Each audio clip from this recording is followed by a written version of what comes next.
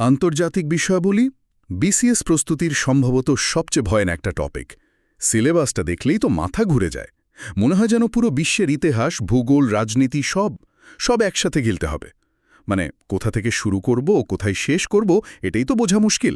ঠিক এই কারণেই এই বিষয়টাতে একটা স্ট্র্যাটেজি খুব জরুরি। মানে শুধু গাদা গাদা তথ্য মুখস্থ করে এখানে ভালো করা প্রায় অসম্ভব। আসল চ্যালেঞ্জটা হলো এই তথ্যের সমুদ্রের মধ্যে একটা প্যাটার্ন খুঁজে বের করা। বোঝা দরকার কোন ঘটনাটা কেন ঘটছে আর তার প্রভাবটা ঠিক কোথায় গিয়ে পড়ছে। আমাদের আজকের আলোচনার উদ্দেশ্যও কিন্তু এটাই। আমাদের হাতে একটা লেকচার শিট আছে। এতে সিলেবাস, পুরনো প্রশ্নের বিশ্লেষণ আর অনেক তথ্য আছে। আজ আমরা চেষ্টা করব এই শুকনো তথ্যগুলোর মধ্যে একটু প্রাণ ফেরাতে। দেখব এগুলোর আড়ালে কোন গল্পগুলো লুকিয়ে আছে, যা পরীক্ষার্থীদের শুধু নম্বর পেতেই সাহায্য করবে না, বরং বিষয়টাকে বুঝতেও সাহায্য করবে। চলুন তাহলে একদম ভেতরে ঢোকা যাক। প্রথমেই এই বিশাল সিলেবাসের গঠনটা একটু দেখে নিই। হ্যাঁ, গঠনটা বোঝা খুব গুরুত্বপূর্ণ। পুরো সিলেবাসকে 5টা ভাগে ভাগ করা হয়েছে। আর মজার ব্যাপার হলো প্রতিটি ভাগ থেকেই 4 নম্বর করে প্রশ্ন আসার কথা। ভাগগুলো হলো 1. বৈশ্বিক ইতিহাস, আঞ্চলিক ও আন্তর্জাতিক ব্যবস্থা এবং ভূ-রাজনীতি। 2. আন্তর্জাতিক নিরাপত্তা আর আন্তঃরাষ্ট্রীয় ক্ষমতা সম্পর্ক। 3. বিশ্বের সাম্প্রতিক ও চলমান ঘটনাবলী। 4. আন্তর্জাতিক পরিবেশগত ইস্যু ও কূটনীতি। আর 5 নম্বরটা হল আন্তর্জাতিক সংগঠন আর বৈশ্বিক অর্থনৈতিক প্রতিষ্ঠান। বাহ, দারুণ একটা ভারসাম্য তো। তার মানে কোনো একটা অংশকে বেশি গুরুত্ব দিয়ে বাকিগুলো ছেড়ে দেওয়ার কোনো সুযোগই নেই। কিন্তু আমি যখন আমাদের এই সোর্সের প্রশ্ন বিশ্লেষণটা দেখছিলাম, আমার চোখে একটা বিষয় খুব অদ্ভুত লেগেছে। এখানে বলা হচ্ছে সিলেবাসের নম্বর বন্টন একদম সমান হলেও ৪৫তম বা ৪১তম বিসিএসে প্রায় ৮টা প্রশ্নই নাকি এসেছে শুধু এশিয়া মহাদেশ টপিকটা থেকে। এটা তো একটা বিশাল অসামঞ্জস্য। এর মানে কি? প্রশ্নকর্তারা কি পরীক্ষার্থীদের কোনো বিশেষ বার্তা দিতে চাইছেন? এটা খুবই চমৎকার একটা পর্যবেক্ষণ। এখানেই আসলে স্মার্ট স্টাডির ব্যাপারটা চলে আসে। সিলেবাসের ওই তাত্ত্বিক বন্টনের আড়ালে একটা বাস্তব প্রবণতা কাজ করে। এর কারণ হল একবিংশ শতাব্দীতে এসে বিশ্বের ক্ষমতা, অর্থনীতি এবং রাজনীতির কেন্দ্রবিন্দু হয়ে উঠেছে এশিয়া। চীনের উত্থান, দক্ষিণ চীন সাগরের উত্তেজনা, মধ্যপ্রাচ্যের সংকট সবকিছুই এখানে ঘটছে। তাই প্রশ্নকর্তারা স্বাভাবিকভাবেই এই জীবন্ত আর পরিবর্তনশীল অঞ্চলের ওপর বেশি মনোযোগ দেন। এটা পরীক্ষার্থীদের জন্য একটা বড় সংকেত যে খবরের কাগজ আর সাম্প্রতিক ঘটনা প্রবাহর সাথে সিলেবাসকে মিলিয়ে পড়তে হবে। তার মানে আজকের বিশ্বের নারী নক্ষত্র বুঝতে হলে এশিয়ার দিকে তাকাতেই হবে। আচ্ছা, এই বিশ্ব ব্যবস্থাকে বুঝতে হলে তো আমাদের একটু পেছন ফিরে তাকাতে হবে, তাই না? মানে একেবারে গোড়া থেকে শুরু করতে হবে। আমাদের সোর্সে বৈশ্বিক ইতিহাসের শুরুতেই প্রাচীন সভ্যতাগুলোর কথা বলা হয়েছে। একদম। আজকের দিনের সীমান্ত বা রাষ্ট্র ব্যবস্থা তো আর আকাশ থেকে পড়েনি। এর ভিত্তি তৈরি হয়েছে হাজার হাজার বছর আগে। যেমন ধরুন মেসোপটেমীয় সভ্যতার কথা। টাইগ্রিস আর ইউফ্রেটিস নদীর মাঝের এই উর্বর ভূমিতেই পৃথিবীর প্রথম শহর, প্রথম লেখা মানে কিউনিফর্ম আর প্রথম আইন হামুরাবির কোড তৈরি হয়েছিল। আজকের রাষ্ট্র, আইন, আমলাতন্ত্রের যে ধারণা তার বীজ কিন্তু সেখানেই বোনা হয়েছিল। আর মেসোপটেমীয় সভ্যতারই একটা অংশ ছিল ক্যালডীয় সভ্যতা। আমাদের উৎসে ব্যাবিলনের শূন্য উদ্যানের কথা উল্লেখ করা আছে, যা প্রাচীন বিশ্বের সপ্তাশ্চর্যের একটি। এটা তো আমরা সবাই জানি, কিন্তু এর পেছনের তাৎপর্যটা কি? তাৎপর্যটা অসাধারণ। এটা শুধু একটা বাগান ছিল না, এটা ছিল প্রকৃতির ওপর মানুষের নিয়ন্ত্রণের একটা চরম নিদর্শন। ভাবুন তো, মরুভূমির মতো একটা শুষ্ক অঞ্চলে কৃত্রিমভাবে পাহাড়ের মতো একটা কাঠামো তৈরি করে সেখানে সবুজ বাগান বানানো হচ্ছে। এটা ছিল তৎকালীন সম্রাটের ক্ষমতা, সম্পদ আর প্রকৌশল বিদ্যার এক চূড়ান্ত বিজ্ঞাপন। শুধু পরীক্ষার জন্য নয়, ভাবার মতো বিষয় হল ২৫০০ বছর আগেও মানুষ প্রকৃতির সাথে স্থাপত্যকে মেলানোর এমন এক অসম্ভব চেষ্টা করেছিল। এটা ছিল ক্ষমতা আর সৃষ্টিশীলতার এক অবিশ্বাস্য মেলবন্ধন। দারুণ বলেছেন। সভ্যতা তো গড়ে ওঠে মানুষকে কেন্দ্র করে। তে বিশ্বের বিভিন্ন জাতি বা উপজাতি সম্পর্কে জানাও জরুরি। আমাদের সোর্সে বিভিন্ন জাতি উপজাতির একটা তালিকা দেওয়া আছে। কিন্তু এত শত উপজাতির মধ্যে মাত্র কয়েকটি কেন পরীক্ষার জন্য গুরুত্বপূর্ণ হয়ে ওঠে? এটা কি শুধু তাদের অদ্ভুত জীবনযাত্রার জন্য, নাকি এর পেছনে কোনো রাজনৈতিক বা সামাজিক কারণও আছে? চমৎকার প্রশ্ন। কারণটা দুটোই। কিছু উপজাতি তাদের অনন্য জীবনযাত্রার জন্য গুরুত্বপূর্ণ, যেমন নেপালের শেরপাড়া। তারা শুধু পর্বতারোহী নন, তারা হলেন চরম প্রতিকূল পরিবেশে মানুষের টিকে থাকার সংগ্রামের প্রতীক। কিংবা আফ্রিকার কঙ্গোর পিগমি জনগোষ্ঠী, তাদের জীবনযাত্রা আধুনিক বিশ্বের আগ্রাসনে কিভাবে বিপন্ন হচ্ছে, সেটা পরিবেশ এবং মানবাধিকার উভয় দিক থেকে গুরুত্বপূর্ণ একটা আলোচনার বিষয়। আর আর আরবের যাযাবর জাতি বেদুইনদের কথাও তো আছে। হ্যাঁ, বেদুইনদের গল্পটা আবার ভিন্ন। তাদের ঐতিহ্যবাহী যাযাবর জীবনযাত্রা আধুনিক রাষ্ট্রব্যবস্থার ধারণার সাথে সরাসরি সাংঘর্ষিক। শত শত বছর ধরে তারা যে মরুভূমিতে স্বাধীনভাবে বিচরণ করত, এখন সেখানে বিভিন্ন দেশের কাঁটাতারের বেড়া। ফলে তাদের পরিচয়, সংস্কৃতি আর অস্তিত্ব সবই একটা সংকটের মধ্যে দিয়ে যাচ্ছে। তবে এই তালিকায় এমন দুটো জনগোষ্ঠীর নাম আছে যা বর্তমানে সবচেয়ে বেশি আলোচিত: চীনের উইঘুর এবং মিয়ানমারের রোহিঙ্গা। আমাদের সোর্সে এদেরকে ভূরাজনৈতিক কারণে প্রাসঙ্গিক বলা হয়েছে। এই ভূরাজনীতি শব্দটা আমরা প্রায়ই শুনি, কিন্তু এই দুটো উদাহরণের মাধ্যমে যদি একটু সহজ করে বুঝিয়ে দিতেন। অবশ্যই। এখানেই ভূরাজনীতি বা জিওপলিটিক্সের বিষয়টা স্পষ্ট হয়ে ওঠে। দেখুন, উইঘুরদের ইস্যুটা চীনের জিনজিয়াং প্রদেশে ঘটছে, যা আপাতদৃষ্টিতে তাদের অভ্যন্তরীণ ব্যাপার। কিন্তু জিনজিয়াং বিশ্বের তুলা উৎপাদনের অন্যতম প্রধান কেন্দ্র। ফলে যখন উইঘুরদের ওপর নির্যাতনের অভিযোগ ওঠে, তখন বিশ্ববিখ্যাত ফ্যাশন ব্র্যান্ডগুলো সেখান থেকে তুলা কিনবে কিনা তা নিয়ে বিভক্ত হয়ে যায়। আমেরিকা নিষেধাজ্ঞা দেয়, যা চীনের সাথে তার বাণিজ্য যুদ্ধকে আরও উস্কে দেয়। অর্থাৎ একটি নির্দিষ্ট অঞ্চলের মানবাধিকার পরিস্থিতি কিভাবে বৈশ্বিক বাণিজ্য, কূটনীতি এবং দুই পরাশক্তির লড়াইয়ের অংশ হয়ে গেল, এটাই হল ভূরাজনীতি। তার মানে একটা স্থানীয় ঘটনা যখন আন্তর্জাতিক সম্পর্কের সমীকরণকে প্রভাবিত করে, সেটাই ভূরাজনীতির অংশ হয়ে যায়। একদম বুঝেছি। একইভাবে রোহিঙ্গা সংকট শুধু মিয়ানমারের অভ্যন্তরীণ বিষয় নয়।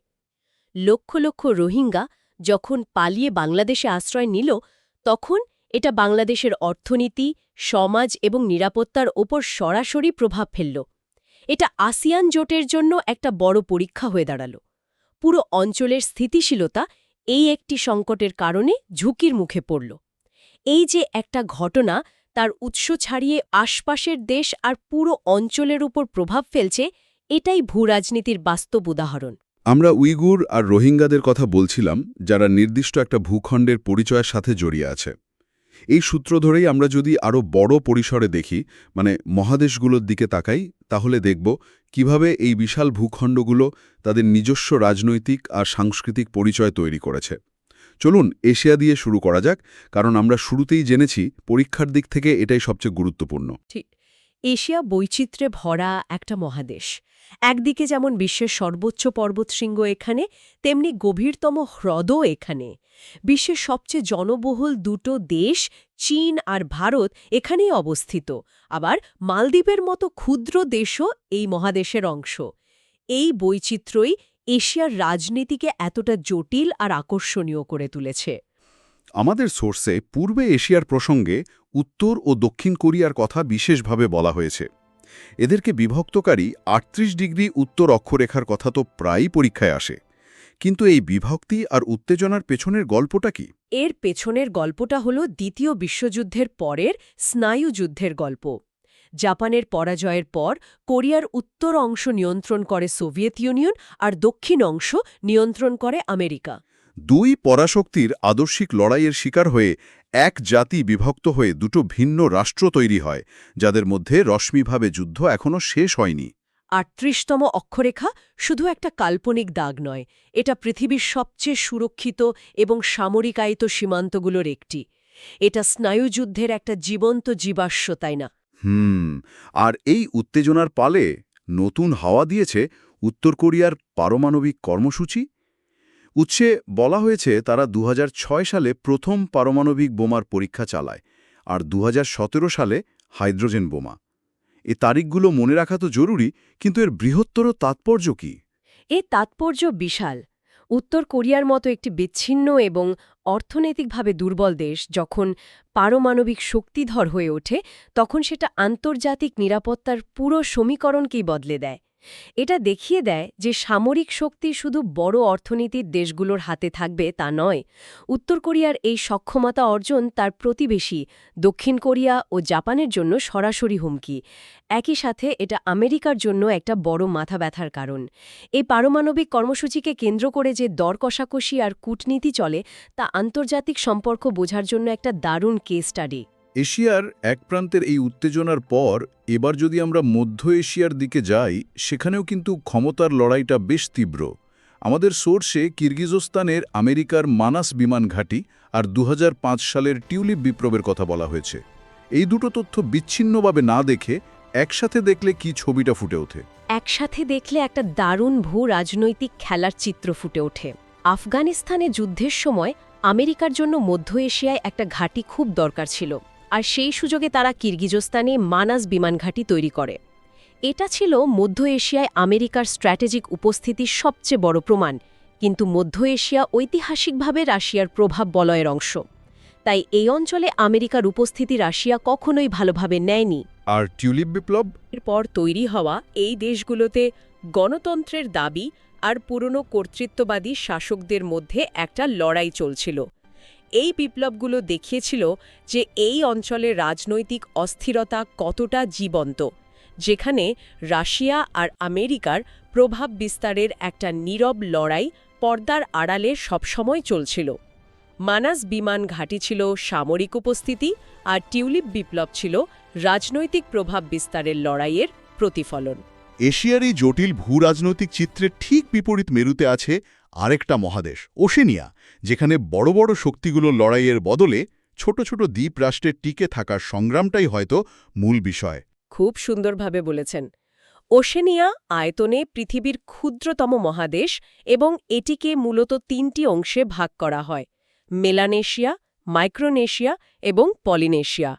আমাদের সোর্সে মেলানেশিয়ার কয়েকটি দেশ ও রাজধানীর নাম আছে, যেমন Fiji, Suva, Papua New Guinea, Port Moresby. পরীক্ষার জন্য এগুলো অবশ্যই গুরুত্বপূর্ণ। কিন্তু এই নামগুলো মনে রাখার বাইরেও তো নিশ্চয়ই কোনো গল্প আছে? অবশ্যই আছে। এই দেশগুলোর নাম আর রাজধানী মনে রাখাটা হয়তো একটু কঠিন, কিন্তু ভাবলে অবাক হতে হয় যে প্রশান্ত মহাসাগরের বুকে ছড়িয়ে থাকা এই প্রত্যেকটা বিন্দুর মতো দ্বীপ এক একটা সার্বভৌম দেশ, যাদের নিজস্ব পতাকা, সংস্কৃতি আর জাতিসংঘে একটা করে ভোট আছে। তাদের প্রধান লড়াইটা কোনো প্রতিবেশী দেশের সাথে নয়, তাদের লড়াইটা প্রকৃতির সাথে, বিশেষ করে জলবায়ু পরিবর্তনের বিরুদ্ধে। অর্থাৎ আন্তর্জাতিক পরিবেশগত ইস্যু ও কূটনীতি সিলেবাসের যে চতুর্থ অংশটি রয়েছে তার বাস্তব উদাহরণ হল এই দেশগুলো। ঠিক তাই। বিশ্বের তাপমাত্রা বাড়ার কারণে সমুদ্রের জলস্তর বেড়ে যাচ্ছে, আর তাতে এই দ্বীপরাষ্ট্রগুলোর অস্তিত্বই সংকটের মুখে। তাই আন্তর্জাতিক জলবায়ু সম্মেলনে এই ছোট দেশগুলোর কণ্ঠস্বর সবচেয়ে জোরালো থাকে। তারা উন্নত দেশগুলোর কার্বন নিঃসরণ কমানোর জন্য চাপ দেয়। তাদের গল্পটা আমাদের শেখায় যে আন্তর্জাতিক সম্পর্কে শুধু সামরিক বা অর্থনৈতিক শক্তি সবকিছু নয়, নৈতিক অবস্থান এবং অস্তিত্বের সংকটও একটা বড় আলোচনার বিষয় হতে পারে। তাহলে আজকের আলোচনায় আমরা বিসিএস পরীক্ষার জন্য আন্তর্জাতিক বিষয়াবলীর একটা বড় ক্যানভাস আঁকার চেষ্টা করলাম। আমরা সিলেবাসের গঠন থেকে শুরু করে প্রাচীন সভ্যতার ভিত্তি, বিশ্বের বিভিন্ন জনগোষ্ঠীর টিকে থাকার লড়াই এবং এশিয়া ও ওশেনিয়ার মতো দুটি ভিন্নধর্মী মহাদেশের ভূ-রাজনৈতিক বাস্তবতা বোঝার চেষ্টা করলাম। আমার মনে হয় পরীক্ষার্থীদের জন্য সবচেয়ে বড় পরামর্শ হবে এই তথ্যগুলোকে বিচ্ছিন্ন ফ্যাক্টস হিসেবে না দেখে একটার সাথে আরেকটাকে সুতো দিয়ে বাঁধার চেষ্টা করা। যেমন একটি নির্দিষ্ট উপজাতির অবস্থানকে সেই অঞ্চলের ভূ-রাজনীতির সাথে মেলানো, বা একটি দেশের সামরিক ঘাঁটির খবরকে স্নায়ুযুদ্ধের ইতিহাসের সাথে মিলিয়ে দেখা। এভাবে পড়লে বিষয়গুলো আর মনে রাখার জন্য চাপ মনে হবে না, বরং একটা বড় গল্পের অংশ মনে হবে। নিঃসন্দেহে প্রস্তুতির এই দীর্ঘ যাত্রায় সঠিক কৌশল আর বিষয়টাকে ভালোবাসতে পারাই সবচেয়ে বড় সহায়। আন্তর্জাতিক বিষয়বলির মতো একটি বিশাল বিষয়কে আয়ত্তে আনার জন্য এর চেয়ে ভালো কোনো উপায় হতে পারে না। শেষে একটি বিষয়ে ভাবনার জন্য রেখে যেতে চাই। আজকের পুরো আলোচনায় আমরা বিশ্বকে বিভিন্ন ভাগে ভাগ করে বোঝার চেষ্টা করলাম: প্রাচীন আর আধুনিক, এশিয়া আর ওশেনিয়া, প্রভাবশালী আর দুর্বল রাষ্ট্র। কিন্তু আমরা এমন এক সময় বাস করছি যেখানে সমস্যাগুলো আর কোনো সীমানা মানছে না। ওশেনিয়ার দ্বীপ ডুবিয়ে দেওয়া জলবায়ু পরিবর্তনের কারণ লুকিয়ে আছে উন্নত বিশ্বের কলকারখানায়। চীনের জিনজিয়াংয়ের একটি ঘটনা প্রভাবিত করছে ইউরোপ বা আমেরিকার বাজারকে। তাহলে প্রশ্ন হল, বিশ্বকে বোঝার জন্য এই যে আমরা বিভিন্ন দেশের পারমাণবিক পরীক্ষা, সামরিক ঘাঁটি বা জাতিগত সংঘাতের তথ্য পড়ছি, এগুলো কি যথেষ্ট? নাকি আজকের জটিল বিশ্ব ব্যবস্থা বোঝার জন্য আমাদের এই বিভাজনের ঊর্ধ্বে উঠে অদৃশ্য সংযোগগুলোকে চেনার দক্ষতা অর্জন করাটা আরও বেশি জরুরি?